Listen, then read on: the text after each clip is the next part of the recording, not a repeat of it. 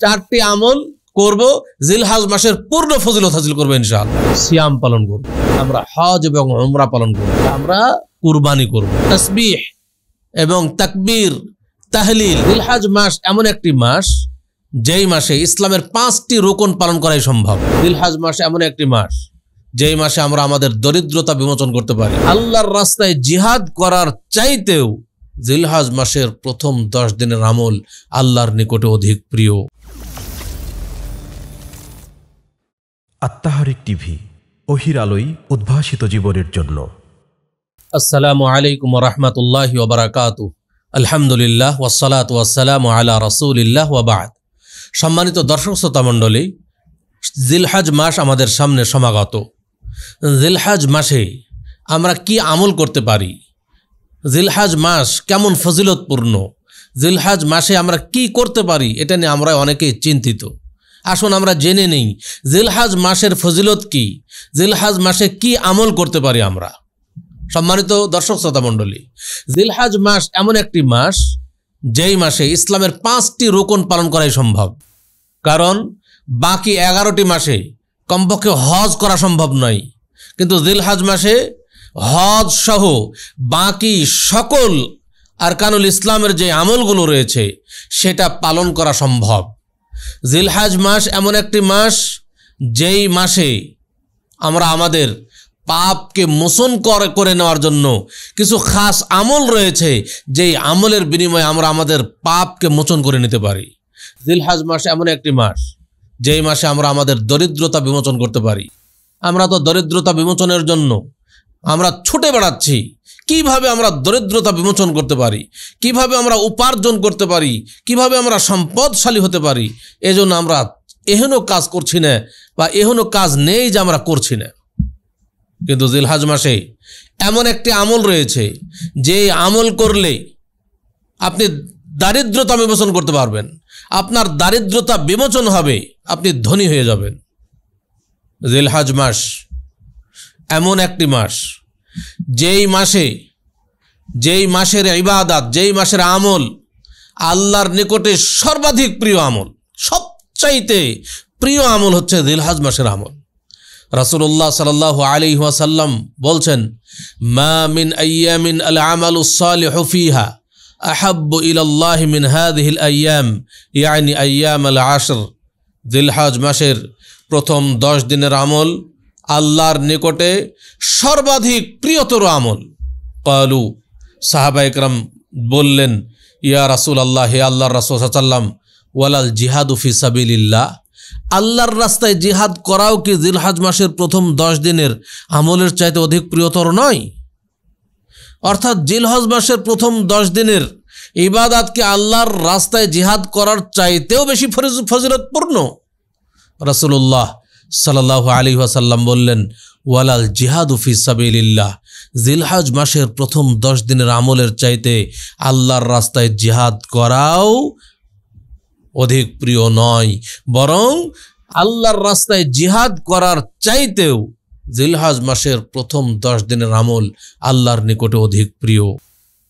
ইল্লা রাজুলুন খারাজা বিনাফসিহি ওয়া মালিহি ফালাম ইয়ারজি' মিন যালিকা বিশাই, কিন্তু ওই ব্যক্তি অপেক্ষা নয়, ওই ব্যক্তি অপেক্ষা উত্তম নয় যেই ব্যক্তি নিজের জান মাল নিয়ে আল্লাহর রাস্তায় বের হয়ে গেল এবং শহীদ হয়ে গেল, কিছুই নিয়ে বাড়ি ফিরে আসলো না, এই ব্যক্তির চাইতে নয়।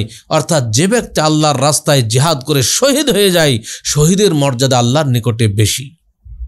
সম্মানিত উপস্থিতি, আল্লাহর রাস্তায় জিহাদ করা এটা যে কত গুরুত্বপূর্ণ, কত ফজিলতপূর্ণ, এর চাইতেও যদি জিলহজ মাসের প্রথম 10 দিনের আমল আল্লাহর নিকটে অধিক প্রিয় হয়, তাহলে আমরা কেন গাফেল থাকব? আমরা তো দুনিয়াবি লাভ অর্জনের জন্য যত প্রচেষ্টাই দরকার হোক না কেন সেটা আমরা করে যাচ্ছি, এহেন মেহনত নাই, এহেন পরিশ্রম নেই যে আমরা করছি না। কিন্তু যদি জিলহজ মাসের প্রথম 10 দিনের আমল আল্লাহর নিকটে অধিক প্রিয় হয়, তাহলে আমরা কেন এ থেকে পিছিয়ে আছি? আমরা তো জানি যে আমরা সবাই মারা যাব, মারা গেলে আমাদের হিসাব হবে, আমাদের ওজন, আমাদের পাপ এবং নেকি ওজন করা হবে। নেকির পাল্লার ওজন ভারী হলে আমার জন্য জান্নাত, পাপের পাল্লার ওজন বেশি হলে ভারী হলে আমার জন্য জাহান্নাম। আমি যদি জিলহজ মাসের এই প্রথম 10 দিনের আমল অধিক হারে করতে পারি, সুন্দরভাবে সম্পাদন করতে পারি, আর এটাই যদি মিজানের পাল্লায় আমার নেকির পাল্লার ওজন ভারী হওয়ার কারণ হয়, তাহলে এর চাইতে আমরা আর কি বড় কিছু পেতে পারি? এটাই তো আমাদের জীবনের সবচেয়ে বড় সফলতা বয়ে নিয়ে আসবে। সম্মানিত উপস্থিতি, এজন্য আমরা কেউ পিছু পা হব না। তাই আসুন আমরা জেনে নেই জিলহজ মাসে আমরা কি আমল করতে পারি। আমরা 4টি আমল করব, গুরুত্বপূর্ণ 4টি আমল। 4টি আমল করব, জিলহজ মাসের পূর্ণ ফজিলত হাসিল করব ইনশাআল্লাহ। 1, সিয়াম পালন করব। 2, তাসবিহ এবং তাকবীর তাহলিল অর্থাৎ সুবহানাল্লাহ, আলহামদুলিল্লাহ এবং আল্লাহু আকবার, লা ইলাহা ইল্লাল্লাহ, এগুলো আমরা বেশি বেশি বলবো। 3, আমরা হজ এবং উমরা পালন করব। 4, যে আমরা কুরবানি করব। এই 4টি আমল যদি আমরা সঠিকভাবে পালন করতে পারি এই 10 দিনে, তাহলে আমরা আল্লাহর নিকটে অধিক প্রিয়তর আমল করলাম, আর এটাই আপনার আমার জন্য জান্নাতের ওসিলা হবে ইনশাআল্লাহ। তাহলে 1 নম্বর বললাম সিয়াম পালন করব। সিয়াম রাসূলুল্লাহ সাল্লাল্লাহু আলাইহি ওয়াসাল্লাম সাহাবায়ে কেরাম জিলহজ মাসের প্রথম দিন থেকে একেবারে 9 জিলহজ পর্যন্ত সিয়াম পালন করেছেন। কমপক্ষে কেউ যদি না পারেন, তাহলে কমপক্ষে আরাফার দিনের একটি সিয়াম আমরা কেউ ছাড়ব না। কারণ রাসূলুল্লাহ সাল্লাল্লাহু আলাইহি ওয়াসাল্লাম বলছেন, সিয়ামু ইয়াউমি আরাফাতা আহতাসিবু আলাল্লাহি আন ইউকাফিরা সানাতাল্লাতী ক্বাবলাহু ওয়াস সানাতাল্লাতী বা'দা। আরাফার দিনের একটি সিয়াম আমি আশা করি যে সেটা আল্লাহর নিকটে পূর্বের 1 বছরের গুনাহ এবং পরবর্তী 1 বছরের গুনাহের কাফফারা হবে। একটা সিয়াম, শুধুমাত্র যদি একটা সিয়াম, যেই দিনে আরাফার ময়দানে হাজিরা, যারা হজ করতে গেছেন আরাফার ময়দানে হাজিরা অবস্থান করবেন, সেই দিন যদি আমরা একটা সিয়াম পালন করি, তাহলে সেটা আমার পূর্বের 1 বছরের গুনাহ পরবর্তী 1 বছরের গুনাহের কাফফারা হবে। আল্লাহু আকবার! কি বিশাল সুযোগ আল্লাহর পক্ষ থেকে আমাদের জন্য। এটা আল্লাহর পক্ষ থেকে আমাদের জন্য ইহসান, বিশাল ইহসান, যে আমরা একদিন সিয়াম পালন করে 2 বছরের পাপ ক্ষমা করে নেব। সম্মানিত উপস্থিতি, আমরা এই সিয়াম পালন করব কোন দিনে?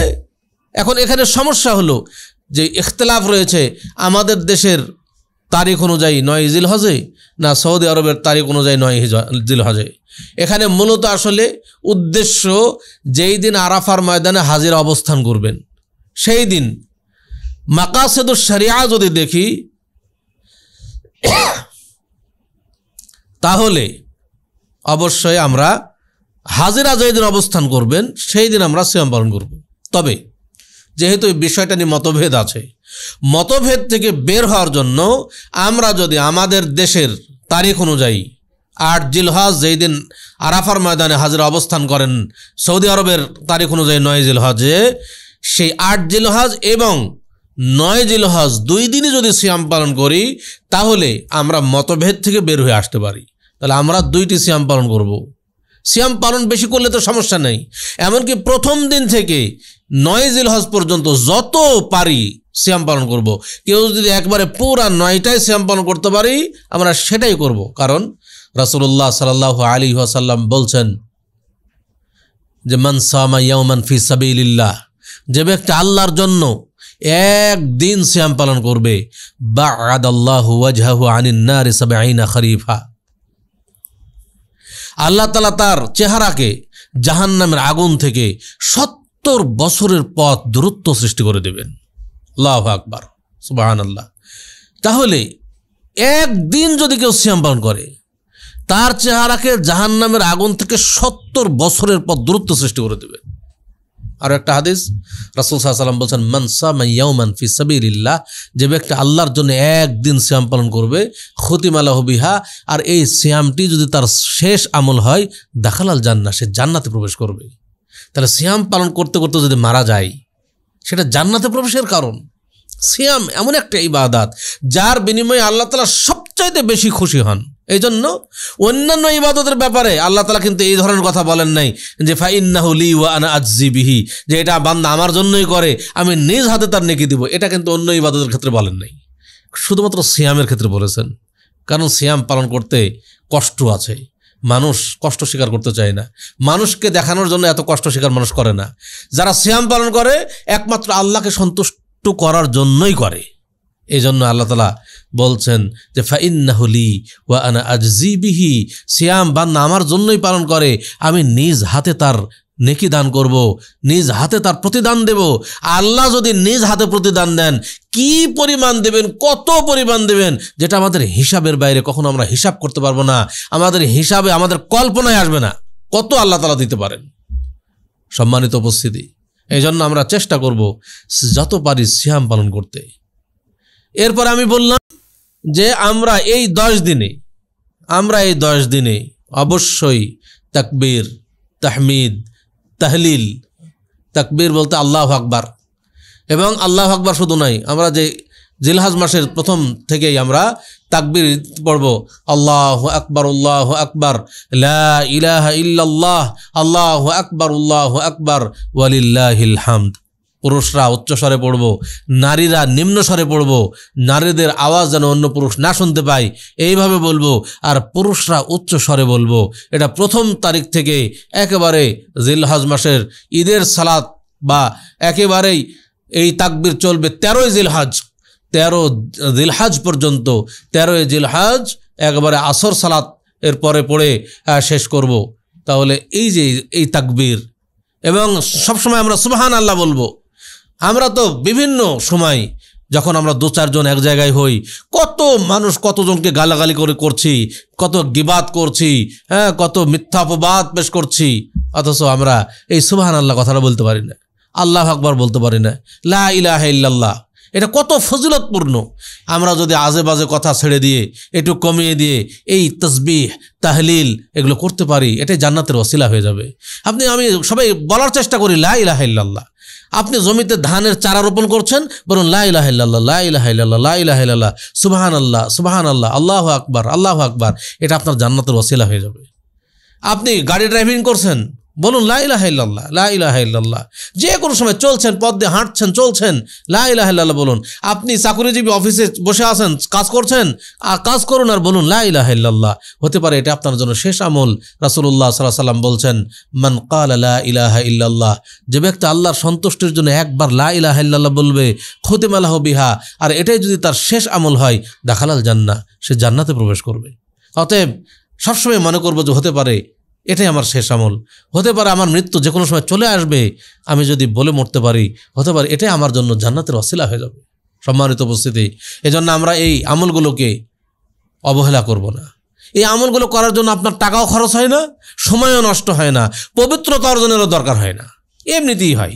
আপনার পবিত্রতা অর্জন করে পড়তে হবে লা ইলাহা ইল্লাল্লাহ তা নয়, যে কোনো সময় পড়তে পারেন, এবং শুধুমাত্র টয়লেটে ঢুকে পড়বেন না, বাকি সময় আমরা যে কোনো সময় পড়তে পারি লা ইলাহা ইল্লাল্লাহ, আল্লাহু আকবার, সুবহানাল্লাহ। এগুলো আমরা বেশি বেশি পড়ার চেষ্টা করব।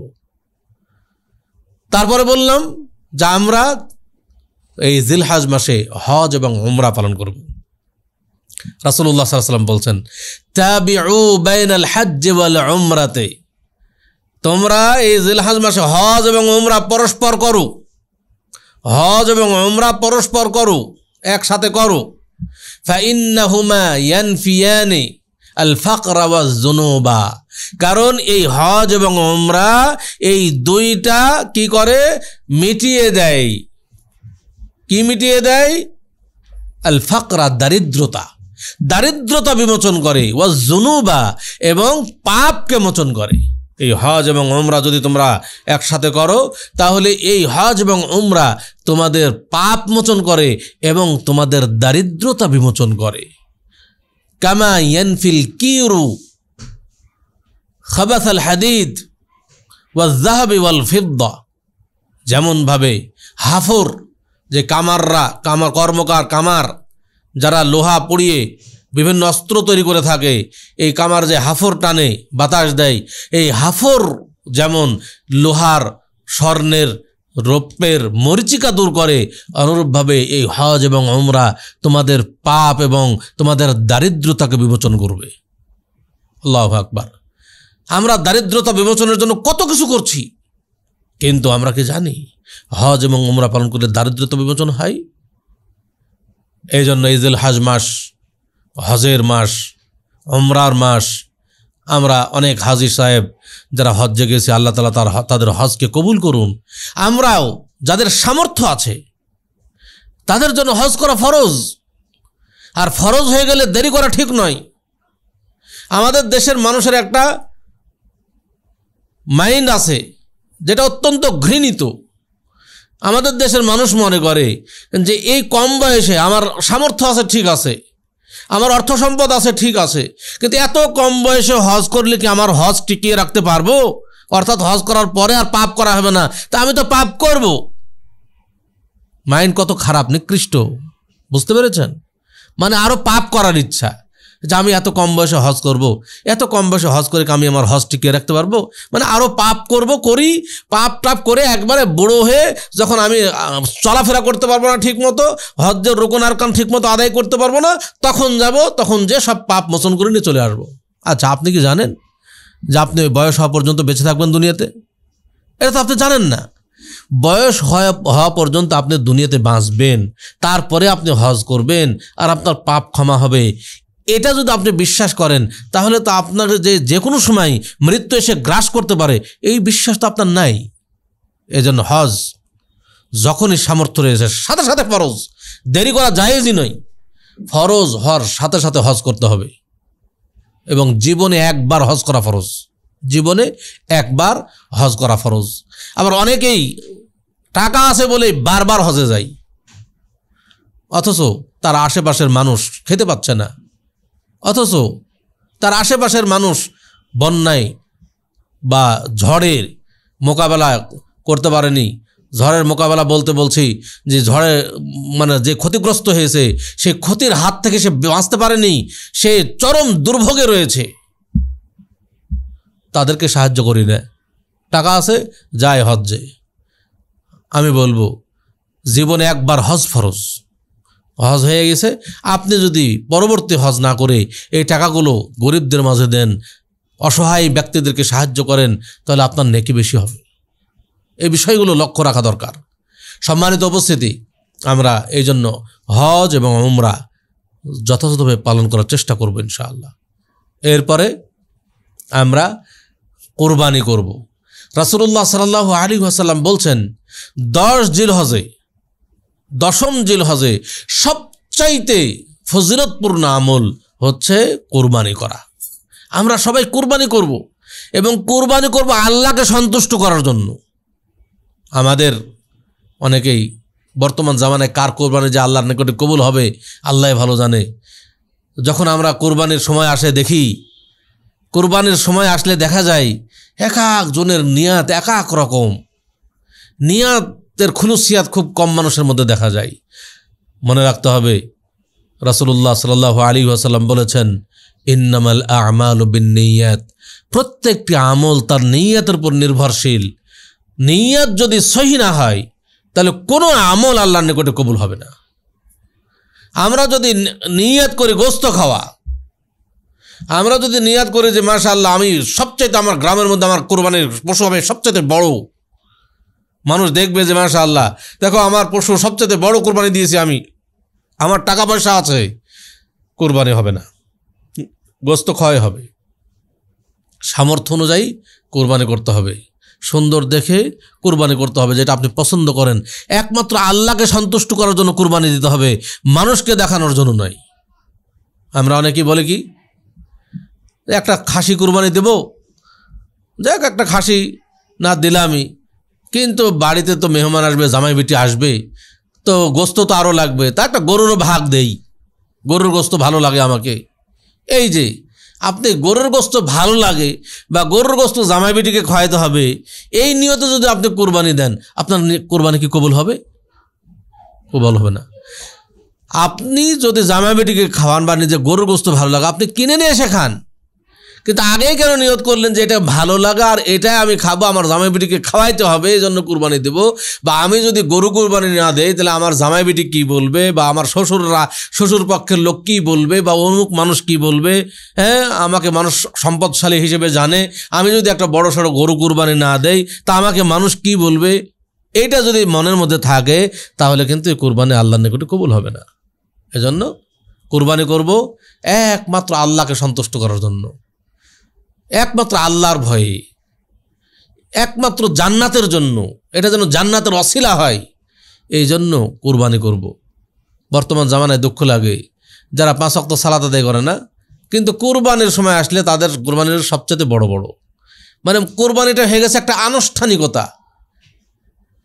সালাত আদায় না করলে কুরবানিতে কোনো লাভ হবে? এই জন্য সালাত আদায় করব, কুরবানি করব, আল্লাহর যাবতীয় ইবাদত সঠিকভাবে সুন্দরভাবে পালন করার চেষ্টা করব, তাহলেই তো আল্লাহর নিকটে ইবাদত কবুল হবে। তো এই জন্য 10ম জিলহজের কুরবানি আমাদের নিয়তকে খালেস করে আমরা করব ইনশাআল্লাহ, তাহলেই সেটা আল্লাহর নিকটে কবুলযোগ্য হবে, অন্যথায় কবুলযোগ্য হবে না। সম্মানিত উপস্থিতি, তাহলে 4টা আমল আমরা সবাই করার চেষ্টা করব। 1, সিয়াম পালন করব প্রথম তারিখ থেকে, প্রথম জিলহজ থেকে 9 জিলহজ পর্যন্ত, বিশেষ করে আরাফার দিনে একটা সিয়াম কেউ ছাড়ব না। 2, আমরা আল্লাহু আকবার, আলহামদুলিল্লাহ, সুবহানাল্লাহ, লা ইলাহা ইল্লাল্লাহ বেশি বেশি পাঠ করার চেষ্টা করব, এবং জিলহজ মাসের প্রথম তারিখ থেকেই আল্লাহু আকবার, লা ইলাহা ইল্লাল্লাহ, আল্লাহু আকবার, আল্লাহু আকবার, ওয়ালিল্লাহিল হামদ, এটা বেশি বেশি পাঠ করব। 3, আমরা হজ উমরা করার চেষ্টা করব। হজ উমরা এবছরে যারা গেছেন যাচ্ছেন আলহামদুলিল্লাহ, আল্লাহ তাদের কবুল করুন, এবং সামনে আমরা ইরাদা করব যাদের সামর্থ্য আছে যে আমরা সামনে বছর আমরা হজ্জে যাব। আপনি যদি অন্তরে নিয়াত করেন, নিয়াতের যদি খুলুসিয়াত থাকে, আপনার যদি মৃত্যু হয় অথচ হজ করেননি কিন্তু নিয়াত করে ফেলেছিলেন, ইনশাআল্লাহ এটার জন্য আপনার জান্নাতের ওসিলা হয়ে যাবে। ইনশাআল্লাহ এটাই আপনার জন্য জান্নাতের ওসিলা হয়ে যাবে। এবং বললাম 4 নম্বর আমল হলো আমরা 10ম জিলহজে কুরবানি করব। কুরবানি অবশ্যই করার চেষ্টা করব, আল্লাহকে খুশি করার জন্য করার চেষ্টা করব। আল্লাহ তাআলা আমাদের এই 4টি আমল সুন্দরভাবে পালন করার তৌফিক দান করুন। পরিশেষে আরও একটা আমল বলি আপনাকে, আর একটা আমল করবেন বেশি বেশি, যেহেতু সৎ আমল আল্লাহর নিকটে সর্বাধিক প্রিয়, অতএব বেশি বেশি দান করার চেষ্টা করবেন। এই জিলহজ মাসের প্রথম 10 দিনের আমল যেহেতু আল্লাহর নিকটে সবচেয়ে বেশি প্রিয়, অতএব এই 10 দিনে যত বেশি দান করতে পারেন, যত বেশি, যার যতটুকু সামর্থ্য আছে দান করুন, দান করুন। এই দানই কিন্তু আপনার জন্য জান্নাতের ওসিলা হয়ে যাবে। দান করবেন না, সম্পদ জমিয়ে রাখবেন, এই সম্পদগুলো আপনি নিজে যখন মারা যাবেন তখন কবরে আপনি কিছুই নিয়ে যেতে পারবেন না, বরং আপনার ওয়ারিসরা এই সম্পদগুলোই ভাগাভাগি নিয়ে মানে মারামারি লাগবে, এ বলবে এটা আমি নেব, বলবে ওটা আমি নেব, আপনার জন্য কিছু করতে চাইবে না। এই জন্য যতদিন বেঁচে আছি নিজের সম্পদ এটা যেন নিজের জন্য জান্নাতের ওসিলা হয়, এজন্য কিছু স্থায়ী কর্মসূচি গ্রহণ করা দরকার।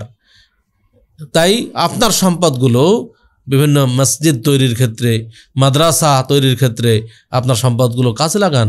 এটা আপনার জন্য স্থায়ী একটা নেকি উপার্জনের কারখানা হিসেবে পরিচালিত হবে। আপনার মৃত্যুর পরে ওগুলো প্রতিষ্ঠিত থাকবে, এবং প্রতিষ্ঠিত থাকলে যতদিন এগুলো থেকে মানুষ উপকৃত হবে আপনার আমল নামে নেকি যোগ হতে থাকবে। এই জন্য কিছু সাদকায়ে জারিয়া করার চেষ্টা করুন। বিশেষ করে আমি বলবো যে আহলে হাদিস আন্দোলন বাংলাদেশ প্রতিষ্ঠিত আল মারকাজুল ইসলামী সালাফি নওদাপাড়া রাজশাহী, এই মাদ্রাসা এখন একটি মসজিদ 6 তলা বিশিষ্ট একটি ভবন তৈরি হচ্ছে। এই ভবনে আপনারা এই জিলহজ মাসের প্রথম 10 দিনে আমল মানে যার যতটুকু সামর্থ্য রয়েছে আপনারা এই মসজিদে অংশ রাখার বা মানে একটু অংশীদারিত্ব নেওয়ার চেষ্টা করবেন ইনশাআল্লাহ। আপনি মসজিদের একটা পার্ট, যার কাছে একটা ফ্লোর বানিয়ে দেওয়া সম্ভব, একটা ফ্লোর বানিয়ে দেন। কেউ যদি পারেন যে না আমি একটা ফ্লোর বানাতে পারবো না, আমি একটা কিছু বানাবো, হ্যাঁ আমি কিছু অংশগ্রহণ করব, কেউ আমি 100 বস্তা সিমেন্ট দেব, আমি 10,000 20,000 ইট দান করব, সেভাবে দান করেন। 1 টন 2 টন মানে লোহা রড দান করব, সেটা দান করেন। এইভাবে মানে পার্টিসিপেট করেন, এটাই আপনার জন্য জান্নাতের ওসিলা হয়ে যাবে ইনশাআল্লাহ। এই জিলহজ মাসের প্রথম 10 দিনের এটা আমাদের জন্য সুবর্ণ সুযোগ। আল্লাহ তাআলা আমাদের সকলকে তৌফিক দান করুন, আমিন। এই বলে আমি আমার আলোচনা এখানে শেষ করছি। আকুলু কওলি হাযা ওয়া আস্তাগফিরুল্লাহ লি ওয়া লাকুম ওয়া লিসাইরিল মুসলিমিন ফাস্তাগফিরুল্লাহ ইন্নাহু হুয়াল গফুরুর রহিম। আসসালামু আলাইকুম ওয়া রাহমাতুল্লাহি ওয়া বারাকাতুহু।